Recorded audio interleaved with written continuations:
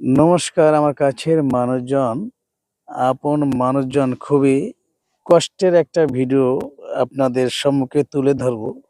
এটা দেখতে পাচ্ছেন? এটা কি? দর্শক, আসলে এটা হচ্ছে একটা নেট, পাখি মারা নেট।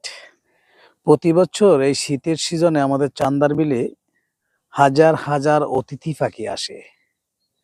অতিথি পাখি ছাড়াও এখানে পাওয়া যায় কাচিচড়া, শামুকখোলা, বক, শালিক, ফিঙে, বিভিন্ন ধরনের পাখি।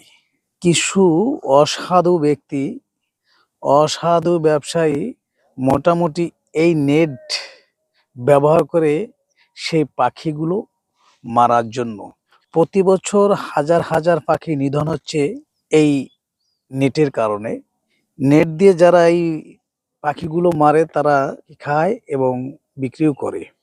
এদের জন্য মূলত দিন দিন আমাদের এই চান্দার বিলে অতিথি পাখি কমে যাচ্ছে আমাদের দেশের সেই প্রিয় চেনা বক পাখি, সেই মাছরাঙা পাখি, ফিঙে পাখি, পানকড়ি ইত্যাদি ইত্যাদি।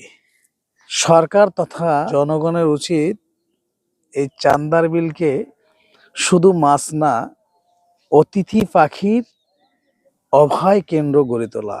সম্মানিত দর্শক, আসুন আমরা এই ভিডিওর মাধ্যমে প্রতিবাদ করি, প্রতিরোধ গড়ে তুলি, যাতে করে এই অতিথি পাখি এখানে এসে আশ্রয় পায়, যাতে অতিথি পাখি আমরা রক্ষা করতে পারি।